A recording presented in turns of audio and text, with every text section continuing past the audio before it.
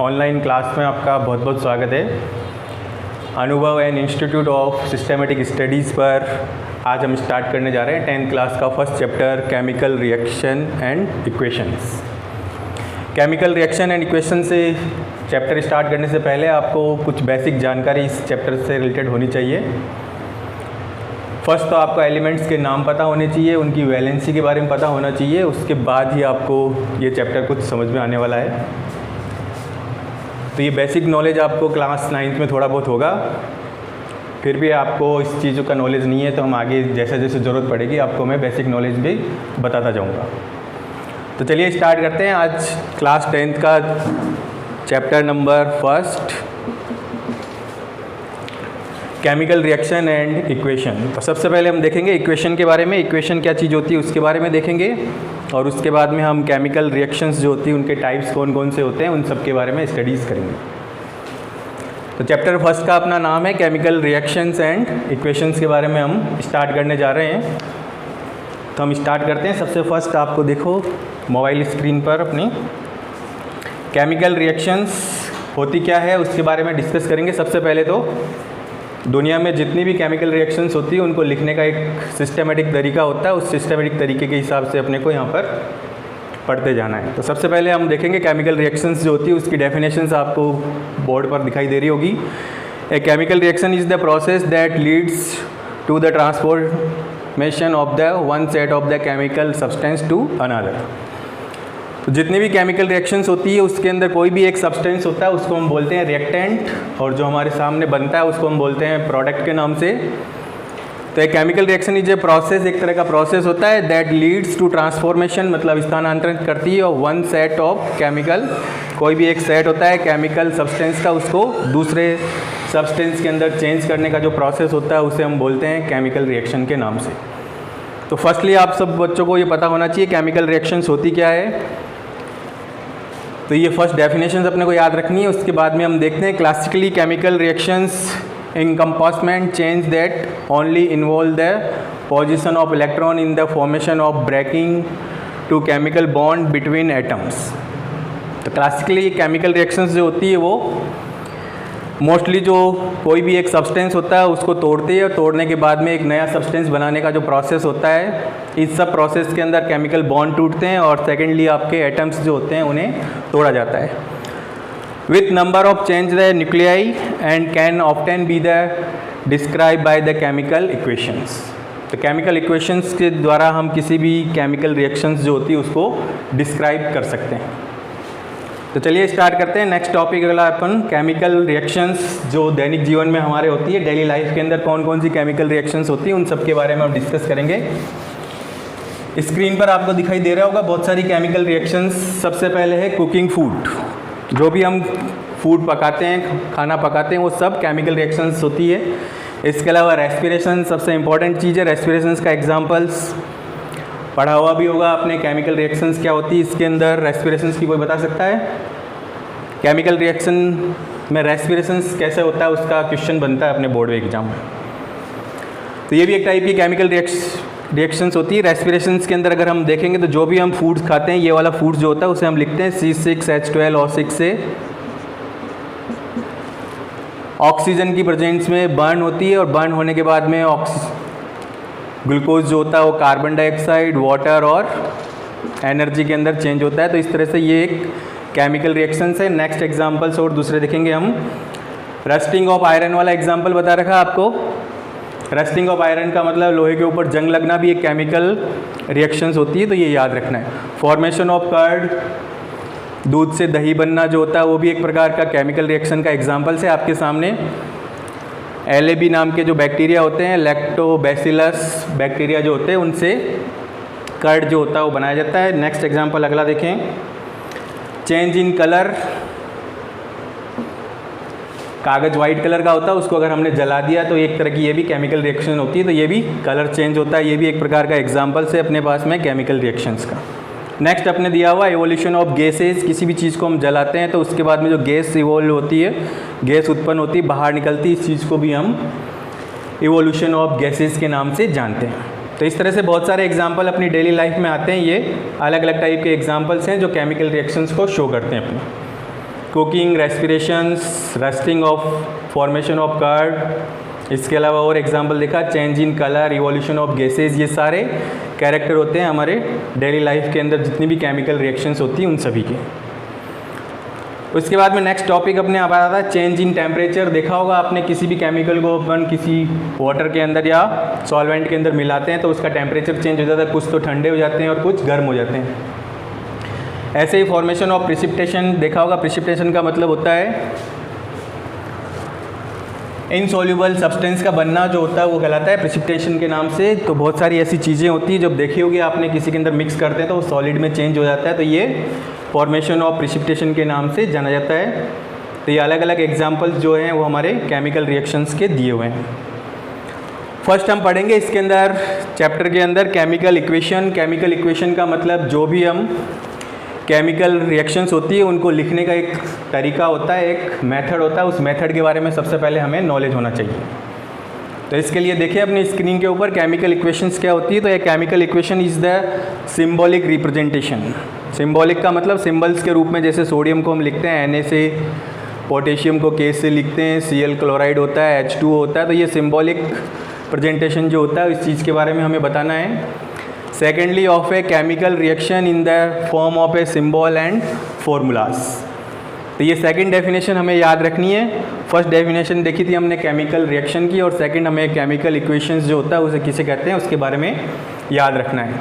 बहुत सिंपल सी है, जो भी केमिकल रिएक्शंस होती है उन्हें हम सिंबल्स और फॉर्मूलाज के रूप में जो लिखते हैं, शॉर्टकट तरीके में लिखते हैं, इस चीज़ को हम बोलते हैं केमिकल इक्वेशन के नाम से। जैसे एक एग्जांपल लेके आपको यहाँ पर बोर्ड पे बताया हुआ है, जैसे मैग्नीशियम। मैग्नीशियम का सिंबल आप सब जानते होंगे, Mg से लिखते हैं, लेकिन यहाँ पर हम फिलहाल मैग्नीशियम लिखा हुआ है। उसके बाद में देखेंगे इसकी ऑक्सीजन के साथ में रिएक्शन करानी है। मैग्नीशियम ऑक्सीजन के साथ रिएक्शन करने के बाद में मैग्नीशियम का ऑक्साइड्स बनाता है। तो बहुत सारे वैज्ञानिकों ने ये सोचा कि ये बहुत बड़ा मेथड है, या इसको हम लैंग्वेज के रूप में लिखते हैं तो बहुत बड़ा प्रोसेस हो जाता है, तो इसको शॉर्टकट तरीके में लिखने का जो प्रोसेस होता है उसे हम बोलते हैं केमिकल इक्वेशन के नाम से। जैसे एग्जांपल्स के रूप में अभी देखा था मैग्नीशियम, तो मैग्नीशियम को अगर हम बहुत शॉर्ट में लिख दें Mg के रूप में तो अपना काम कितना आसान हो जाएगा। सेम वैसे ही ऑक्सीजन है, ऑक्सीजन को इतना बड़ा नहीं लिखने की जगह यहाँ पर O2 लिख दिया हमने। फिर इन दोनों की रिएक्शन हुई और रिएक्शन होने के बाद में इतना नाम अपने को याद करने की ज़रूरत नहीं है, सीधा सिंपल सा MgO लिख दिया। तो ये केमिकल इक्वेशन कहलाती है। जितनी भी केमिकल रिएक्शंस होती हैं उन्हें शॉर्ट रूप में लिखना, आसान रूप में लिखना जो होता है वो केमिकल इक्वेशंस के नाम से जानती है। तो सिंबल्स यूज़ में लेने इसके, और सेकेंडली अपने को जिनके फॉर्मूलेज होते हैं तो वो दोनों चीज़ें आपको जब तक याद नहीं होगी तब तक आप केमिकल इक्वेशंस लिखना पॉसिबल नहीं हो पाएगा, आसानी नहीं होगी। तो सबसे पहले मेनली तो आपको जितने भी सिंबल्स होते हैं वो सारे याद रखने, कम से कम 1 to 30 एलिमेंट्स के याद होने चाहिए। इसके अलावा उनकी वैलेंसीज याद होनी चाहिए, फॉर्मूलेज याद होने चाहिए, तभी जाके आप केमिकल इक्वेशंस जो है वो लिख पाओगे। तो इसका बेसिक नॉलेज आप सभी को होना चाहिए सबसे पहले। सेकेंडली आगे देखोगे तो the substance that undergo chemical change in the reaction, magnesium and oxygen are the reactant. तो रिएक्टेंट क्या होते हैं और प्रोडक्ट क्या होते हैं उसके बारे में यहाँ पर बताया हुआ है। कोई भी केमिकल इक्वेशन लिखते हैं तो जैसे यहाँ पर मैंने मैग्नीशियम लिखा, ऑक्सीजन लिखा, तो ये तो कहलाएंगे रिएक्टेंट। जो भी हम यूज़ में ले रहे हैं वो सब रिएक्टेंट कहलाते हैं, और इन दोनों का यूज़ लेने के बाद में जो प्रोडक्ट हमारे पास में बनता है इस तरफ का, ये चीज़ कहलाएगी प्रोडक्ट के नाम से।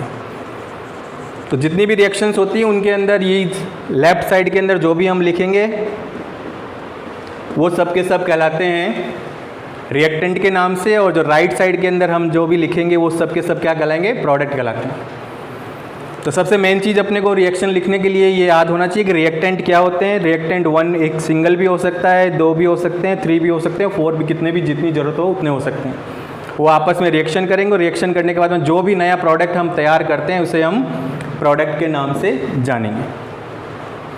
तो the new substance magnesium oxide form during the reaction in the product. तो दो चीज़ें हमें यहाँ पर याद रखनी है। एक तो फर्स्टली तो हमें याद रखना है रिएक्टेंट, और सेकेंडली याद रखना हमें प्रोडक्ट क्या चीज़ होती है उसके बारे में हमें नॉलेज होना चाहिए। तो जितनी भी केमिकल रिएक्शंस हम लिखेंगे वहाँ पर दो चीज़ें आएगी, एक तो रिएक्टेंट आएगा हमारे साथ में वर्ड, और दूसरा आएगा प्रोडक्ट के नाम से। इन्हें लिखने का कुछ तरीके हैं, कुछ साइंटिफिक प्रोसेस होता है उसके बारे में हम देखते हैं। तो वर्ड इक्वेशन के नाम से जो भी हम प्रोसेस अभी लिख रहे थे यहाँ पर, जैसे मैग्नीशियम था तो मैग्नीशियम के लिए हमारे को Mg लिखने का था, तो ये वर्ड कहलाएगा और इसको इक्वेशन को लिखने का जो प्रोसेस होता है उसे हम बोलते हैं वर्ड इक्वेशन के नाम से। तो फर्स्टली मोस्टली हम देखते हैं इसकी डेफिनेशन, वर्ड इक्वेशन होता क्या है उसके बारे में देखेंगे सबसे पहले, उसके बाद में फिर हम इसको लिखने का क्या तरीका होता है उसके बारे में डिस्कस करते हैं। The word equation show change of reactants to products through an arrow placed between them। तो वर्ड इक्वेशन का मतलब जो भी हम रिएक्शन लिखते हैं, जैसे अभी हमने लिखा था मैग्नीशियम वाली रिएक्शन ही वापस आपको बता रहा हूँ। मैग्नीशियम ऑक्सीजन के साथ में रिएक्शन करती है, एरो का निशान लगाना है और उसके बाद में हमारे को MgO लिखना है। तो word equation show change the reactant to product, ये वाले दोनों हमारे क्या थे, रिएक्टेंट थे और ये प्रोडक्ट था। तो रिएक्टेंट जो होते हैं वो प्रोडक्ट में चेंज होते हैं, तो उस दिशा में हम एरो के द्वारा जो शो करते हैं इस चीज़ को हम बोलते हैं वर्ड इक्वेशन के नाम से। वर्ड इक्वेशन में अभी आपको बताया था the reactant are written on the left hand side, LH लिखा था हमने इन दोनों के लिए। तो जब भी हम रिएक्टेंट लिखेंगे वो लिखेंगे LHS लेफ्ट हैंड साइड की साइड में, और MgO जो होता है उसको हमेशा हम किधर लिखेंगे, RHS के नाम से राइट हैंड साइड में, ये होता है प्रोडक्ट। तो यहाँ देखिए the reactant are written on the left hand sides with the plus sign, तो दोनों के बीच में निशान लगाना है प्लस का हमें। फिर देखते हैं हम between them, similarly product are written on the right hand side and the plus sign between the them. तो सिंगल अगर अपने पास में प्रोडक्ट है तब तो प्लस की ज़रूरत नहीं है, अगर एक से ज़्यादा प्रोडक्ट बनते हैं तो प्लस का निशान हम इसमें इन्वॉल्व करते हैं। आगे देखें उसके बाद में the arrow point toward the product and show the direction of the reaction. तो हमेशा ध्यान रखना है अपने को, इसके अंदर कोई भी केमिकल रिएक्शन लिखते हैं तो उसमें जो एरो का निशान लगाया जाता है वो हमेशा प्रोडक्ट की तरफ रखना है, कभी भी एरो की तरफ जो होता है वो एरो का सिंबल हमारे को नहीं लगाना। तो ये ध्यान रखनी चीज़ें, 2-3 चीज़ें अपने को इसमें मेन चीज़ ध्यान रखनी है वर्ड इक्वेशन में। फर्स्टली हमें जो भी रिएक्टेंट होते हैं उन्हें राइट हैंड साइड में लिखना है और जो भी प्रोडक्ट होता है उसे हम राइट हैंड साइड के अंदर रखेंगे। एरो का निशान जो होगा वो रिएक्टेंट से प्रोडक्ट की साइड में रखना है, ये चीज़ें हमें यहाँ पर ध्यान रखनी है। कोई भी केमिकल इक्वेशन लिखेंगे उसके अंदर मुख्य रूप से हमें ध्यान रखना है। उसके बाद में देखें स्केलेटन इक्वेशन के नाम से एक इक्वेशंस जो होती है उसके अंदर मेन क्या क्या चीज़ें होती है उसे इस स्लाइड्स के द्वारा आपको शो किया जा रहा है। तो फर्स्टली आप देखें स्केलेटन इक्वेशन में, skeleton equation are those equation which show the reactant and product to form without balancing them. तो स्क्रीन के ऊपर देखो ध्यान से, आपने एक रिएक्शन शो की हुई है, एग्जाम्पल में वही अभी जो हमने ली थी, मैग्नीशियम जो है वो ऑक्सीजन के साथ में रिएक्शन कर रहा है और MgO बना रहा है मैग्नीशियम का ऑक्साइड्स। सेम नेक्स्ट रिएक्शन है जिसमें H2 और O2 करना है, यहाँ पर रिएक्शन H और O की नहीं होती, यहाँ पर H2 लिखना है, यहाँ पर O2 लिखना है। इन दोनों की रिएक्शंस होने के बाद में हमारे पास में H2O बन रहा है। तो ये इक्वेशन जो हमने लिखी है ये पूरी तरह से बैलेंस नहीं है, तो इसको बैलेंस करना बहुत ज़्यादा ज़रूरी होता है, इसी चीज़ को हम बोलते हैं स्केलेटन इक्वेशन के नाम से। तो it is non is a unbalance equation. इसको बैलेंस करने का तरीका फर्स्टली हमें इस चैप्टर में समझना है। तो इक्वेशन समझ में आ गई होगी, मैग्नीशियम और ऑक्सीजन की रिएक्शन से MgO है, H2 और O2 की रिएक्शन से H2O बन रहा है। It is known as unbalance equation, जैसा आपको यहाँ पर दिखाई दे रहा है, ये बैलेंस नहीं है। तो अब इसे बैलेंस करने के लिए हमें करें क्या, इसके लिए हमें किन किन चीज़ों की ज़रूरत पड़ेगी, क्या क्या प्रोसेस होता है, उसके बारे में हम नेक्स्ट टॉपिक हमारा देखेंगे बैलेंस इक्वेशन के नाम से। तो ध्यान से देखें अपनी स्क्रीन पर, बैलेंस इक्वेशन के अंदर क्या होता है, the chemical equation needs to be balance to that is a follow the law of conservation of mass. तो एक लॉ का नाम है, ये ध्यान रखना है अपने को, लॉ ऑफ कंजर्वेशन ऑफ मास के नाम से, ऊर्जा संरक्षण का नियम भी बोलते हैं इसे, या द्रव्यमान संरक्षण का नियम भी बोलते हैं। तो the chemical equation need to be the balance show that is follow the law of conservation of mass. कहने का मतलब जो भी हमने इक्वेशन लिखी थी उसके लेफ्ट हैंड साइड और राइट हैंड साइड के अंदर जो भी एटम्स हम यूज़ में लेंगे वो बैलेंस हो जाने चाहिए। इसके लिए कुछ प्रोसेस है, उस प्रोसेस को हम यहाँ पर देखेंगे। तो किस तरह से हम रिएक्टेंट और प्रोडक्ट जो होता है, हमारा रिएक्टेंट है, यहाँ पर प्रोडक्ट है, इन दोनों को बैलेंस करना, इनके एटम्स को बैलेंस करना, ये सबसे मेन है। इसको कैसे किया जाता है उस प्रोसेस को हम यहाँ पर समझेंगे। नेक्स्ट देखिए उसके बाद में how to balance a equation. तो एक एग्जांपल लेके यहाँ पर हमारे को बताया हुआ है।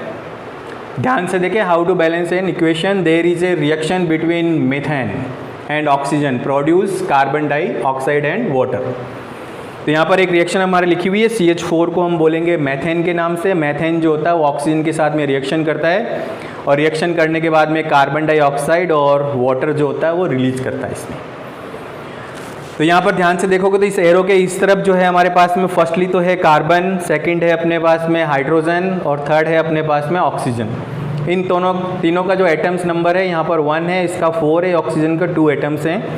तो इधर की तरफ देखोगे तो यहाँ पर कार्बन सिंगल है, ऑक्सीजन के 2 एटम्स है और हाइड्रोजन के 2 एटम्स है और ऑक्सीजन का 1 एटम है।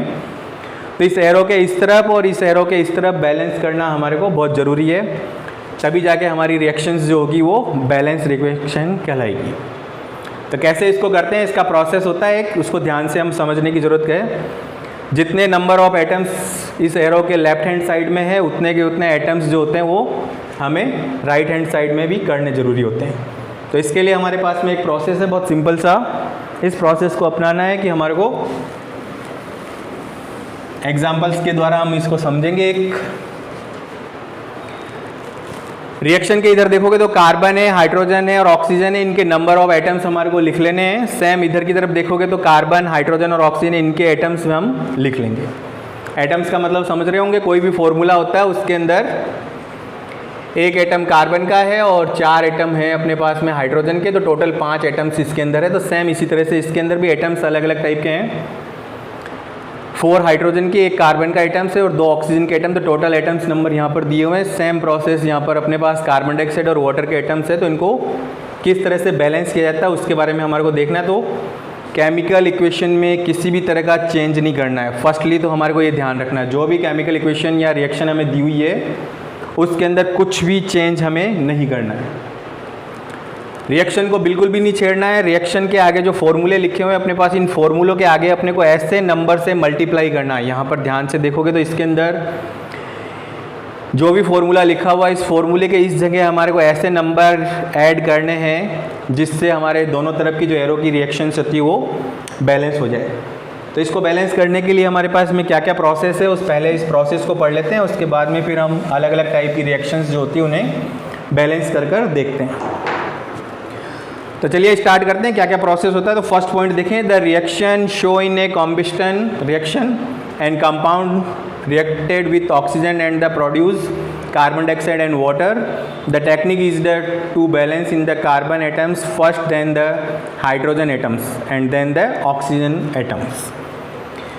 तो सबसे पहले ये बोल रहा है the reaction show in the combustion reaction. Combustion का मतलब जो भी हम हाइड्रोकार्बन्स होते हैं उन्हें ऑक्सीजन की प्रेजेंस में बर्न करते हैं, जलाते हैं, तो उससे हमेशा कार्बन डाइऑक्साइड और वाटर ही बनेगा। जितने भी हाइड्रोकार्बन्स होते हैं उन्हें दुनिया में methane, ethane, propane, butane, pentane कोई भी हो दुनिया के अंदर, उनको जब भी हम बर्न करेंगे, बर्न करने के बाद में हमेशा कार्बन डाइऑक्साइड और वाटर रिलीज होता है। ऐसी रिएक्शन को हम बोलते हैं कंबस्टेशन रिएक्शन के नाम से, दहन के नाम से इन्हें जाना जाता है।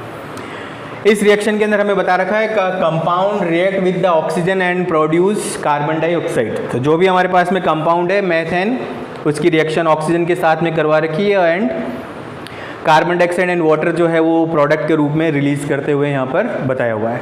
The technique is to be balanced the carbon atoms first. सबसे पहले हमें कार्बन को बैलेंस करना है, देन द हाइड्रोजन, फिर सेकंड नंबर पर हाइड्रोजन को बैलेंस करना है एंड देन द ऑक्सीजन। इन तीनों को बैलेंस करके चलना है। तो किस तरह से बैलेंस करते हैं नेक्स्ट स्लाइड में ध्यान से देखेंगे हम। In this case the carbon atoms are already balance. तो ध्यान से देखोगे तो इधर भी कार्बन का नंबर 1 है और इधर भी अपने पास देखोगे तो कार्बन 1 है। तो कार्बन का नंबर तो बैलेंस है, उसके अंदर तो हमारे को कोई प्रॉब्लम्स नहीं है। सेकेंडली देखेंगे हम हाइड्रोजन। हाइड्रोजन इस तरफ 4 है और इधर भी 4 होने चाहिए। तो इधर ध्यान से देखोगे तो कार्बन की संख्या जो है फर्स्ट तो हमारे पास में 1 हो गया और सेकेंडली देखोगे तो इधर हाइड्रोजन 4 है और इधर अपन ध्यान से देखेंगे तो हाइड्रोजन अपने पास में 2 ही थे। उसके बाद में इसको 4 करना है अपने को। पिछली रिएक्शन ध्यान से देखोगे तो इसके अंदर देखो ध्यान से, हाइड्रोजन यहाँ पर 2 लिखे हुए हैं, तो हाइड्रोजन की संख्या 2 है, तो इसको 4 बनाना है। तो 4 बनाने के लिए ऐसे नंबर से हमारे को इसको मल्टीप्लाई करना है कि हाइड्रोजन जो है वो 4 हो जाए। तो नेक्स्ट रिएक्शन में ध्यान से देखेंगे हम, तो यहाँ पर कार्बन की संख्या जो है वो 4 थी और इधर भी हमारे को 4 बनानी थी।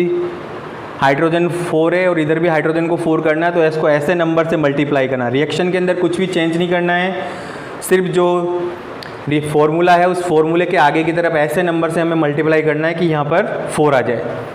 तो 2 तो यहाँ पर पहले से होता है, हाइड्रोजन के एटम्स 2 हैं और इसको 2 को ऐसी संख्या से मल्टीप्लाई करें कि 4 हो जाए, तो 2 इसके आगे लिखा, तो इस 2 को 2 से मल्टीप्लाई किया तो ये हाइड्रोजन भी 4 हो गया। फिर देखेंगे थर्ड नंबर पर ऑक्सीजन। ऑक्सीजन इधर अपने पास में 2 एटम्स हैं, इधर भी अपने को 2 एटम्स देखना है। तो 2 एटम तो यहाँ पर हो चुके थे और 2 को ऑक्सीजन से मल्टीप्लाई करेंगे तो 4 एटम हो जाएंगे। तो 2 और 2 4 एटम्स है, तो इसको ऐसी संख्या से मल्टीप्लाई किया कि हमारे ऑक्सीजन का जो एटम्स है वो भी 4 हो जाए। तो इस तरह से ध्यान से देखोगे तो हम दोनों तरफ बराबर बराबर नंबर्स होना ज़रूरी है। तो इसलिए ऐसी संख्या से इसको मल्टीप्लाई किया कि हमारे हाइड्रोजन इधर 4 हो गया, तो इधर ऑक्सीजन 2 है, तो इसको भी हमारे को यहाँ पर 2 लिखकर 4 करना है, ये नंबर हटाना, यहाँ पर 4 करना है। तो इस तरह से कोई भी केमिकल इक्वेशन होती है उसे हम बैलेंस कर सकते हैं। तो बहुत सिंपल सी रिएक्शन है जिसे हम बैलेंस करके यहाँ पर समझा सकते हैं। नेक्स्ट इसके बाद में देखोगे तो जो मैंने बताया था वही प्रोसेस यहाँ पर समझाया हुआ है कि CH4 + 2O2 carbon dioxide plus 2 hydrogen ions जो है यहाँ पर कंप्लीट हो चुके हैं अपने। तो इस तरह से लास्ट में हमारे पास देखेंगे तो इधर भी अपने पास में कार्बन 1 है, इधर भी कार्बन 1 है, इधर हाइड्रोजन 4 है, तो इधर भी हाइड्रोजन 4 है, इधर ऑक्सीजन जो है वो 2 को 2 से मल्टीप्लाई किया तो 4 ऑक्सीजन के एटम्स है, तो इधर भी देखोगे तो 2 एटम्स यहाँ पर है और 2 को 1 एटम से मल्टीप्लाई करेंगे तो इधर भी 4 एटम्स अपने पास में कंप्लीट हो जाएंगे। तो ये प्रोसेस होता है पूरा का पूरा बैलेंस करने का इक्वेशन को, ये ध्यान रखना है अपने। उसके बाद में नेक्स्ट टॉपिक अपना आता है, उसके बाद में return symbols of physical state के नाम से। तो जो भी हम केमिकल इक्वेशंस लिखते हैं उनके अंदर जितने भी केमिकल्स होते हैं उन केमिकल्स को लिखने का कुछ प्रोसेस होता है, उनके लिए शॉर्ट ट्रिक अपनाई जाती है। और इसके अलावा जो भी फॉर्मूलेज तुम लिखते हो उन फॉर्मूलेज के नीचे की तरफ कुछ ब्रैकेट के अंदर लिखा हुआ होता है SL G AQ, इन सब के बारे में हमारे को यहाँ पर शो करना है। तो चलिए स्टार्ट करते हैं, देखते हैं। देखा होगा आपने कोई भी जैसे नमक लिखा हुआ है NaCl, नमक का फॉर्मूला होता है सोडियम क्लोराइड्स। इसके नीचे आपने देखा होगा इस तरह से S लिखा हुआ, तो इस S का मतलब क्या होगा, L का मतलब क्या होता है, G का मतलब क्या होता है, AQ का मतलब क्या होता है। तो ये सारी जानकारी आपको इसमें होनी चाहिए। NCERT की बुक में फर्स्ट चैप्टर में अपने को बहुत सारी रिएक्शंस में ये दिया हुआ है, तो ये मुख्य रूप से अपने को याद होना चाहिए कि S का मतलब जो होता है वो सॉलिड होगा, L का मतलब अपने को याद रखना है लिक्विड के नाम से, G का मतलब याद रखना है गैस, और AQ का मतलब होता है एक्वियस सॉल्यूशन के नाम से हमारे को ये याद रखना है। तो देखें अपनी स्क्रीन के ऊपर right symbol of physical state के बारे में कुछ बता रखा है। तो the physical state through the reactant, जितने भी रिएक्टेंट होते हैं उनकी physical states and product are the mention along with their chemical formulas. जो भी केमिकल फार्मूलाज होते हैं उनके साथ में बताया था अभी तुम्हारे को, जैसे AgCl2 लिख दिया हमने, तो AgCl के साथ में यहाँ पर S लिखा हुआ है, L लिखा हुआ है, G लिखा हुआ है, AQ लिखा हुआ है। इसका मतलब क्या होता है वो हमारे को पता होना चाहिए। तो the gases, liquid, aqueous and solid stage of reactant and product are the represented by the notation. G का मतलब याद रखना है हमारे को, गैस के नाम से याद रखना है। L का मतलब होगा अपने पास में लिक्विड के मतलब, AQ का मतलब याद रखना है अपने को एक्वियस के नाम से, and solid represented by the notation के नाम से याद रखना है अपने को। सॉलिड जो होगा वो S से हमारे को शो करना है। Sometime the reaction condition such as temperature, pressure, catalysts etcetera are the indicate above of to the below of the arrow in the equations.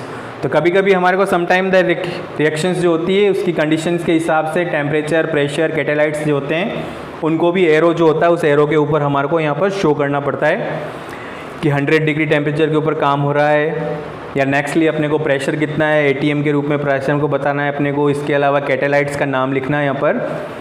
तो ये सारा काम जो होता है वो एरो के ऊपर हमें लिखना होता है। तो ये तरीका होता है अपने को केमिकल इक्वेशंस जो होती हैं उन्हें लिखने का। नेक्स्ट उसके बाद में हम देखेंगे एग्जाम्पल्स कुछ दिए हुए हैं अपने को बोर्ड के ऊपर, इन्हें ध्यान से देखें। फर्स्ट दिया हुआ है अपने को C2H4। C2H4 को बोलते हैं एथिलीन के नाम से, गैस है। G का मतलब अभी बताया था आपको, H2 भी गैस फॉर्म में है।